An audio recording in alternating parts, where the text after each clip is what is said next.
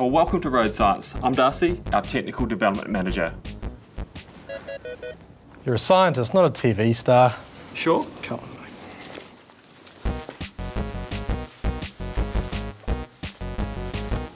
Is it better?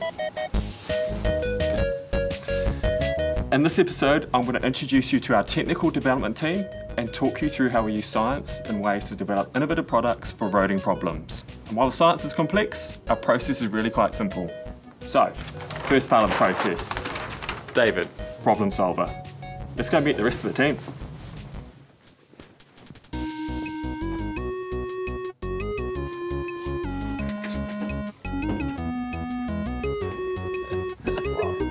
Really? Yeah.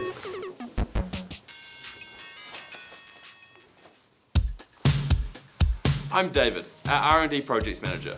My role is to solve our customers' problems. I also identify opportunities in the market for new products that provide long-lasting solutions and add real value to our industry. I consider the economic, environmental, and social consequences of challenging the status quo. We understand that what we change today flows on to tomorrow, so whole-of-life thinking is key to success in this space.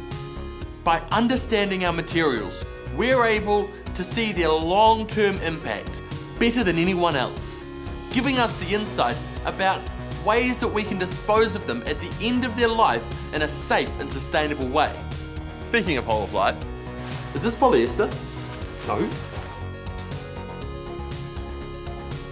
The next part of the process is finding a solution to the problem that David has identified. This is where Simon comes in. What is that?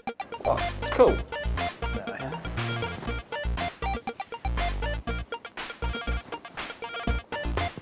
I'm Simon, our R&D Solutions Manager. So after David has determined a product is feasible and it's been signed off by our R&D Governance Board, it comes to me in the lab where I start experimenting to develop a solution. It's a highly creative process, lots of trial and error, testing and data reviewing until I get to the point where the solution's been validated in my lab findings. Then it's ready to go into the next stage of the process. Which is ensuring it works effectively on a large scale. There's no validation for that, Darcy. What's wrong with this? Take that, mate. Come on.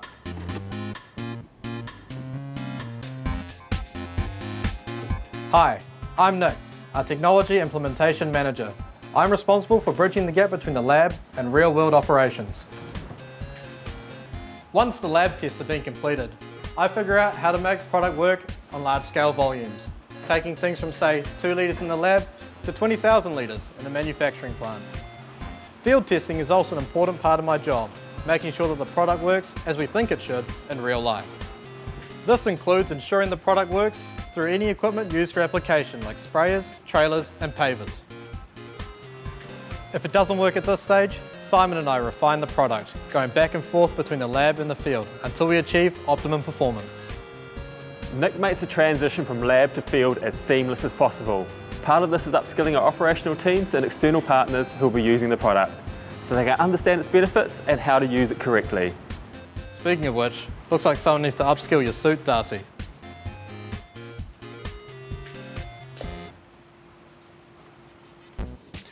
So throughout the whole process, my role as team leader is to help develop and support the team, manage our external development and supply partners, and help our customers get the solutions they need to their roading problems. And while we're all scientists around here, it's fair to say there are no egos, except maybe Nick. If something's not working, we'll take responsibility and fix it. Here you go. Cheers, guys. So if you've got a roading problem, let us solve it with science by developing innovative, cost-effective and sustainable solutions to make your life easier. It's in the box.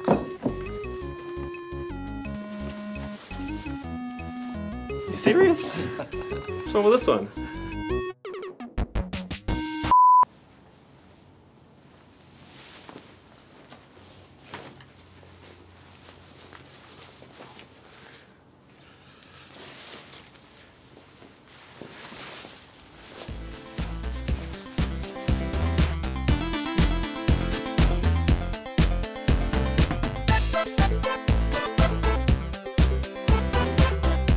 Develop innovative products for roading problems. And while the process is quite simple, and while the first part of the process, the problem.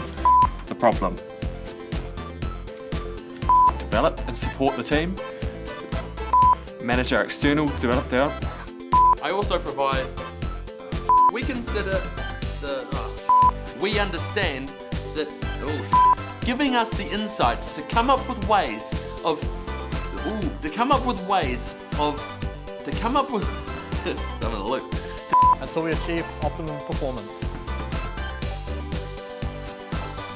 Start again.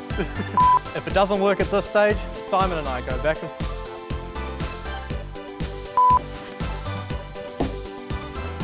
Serious? You're fired.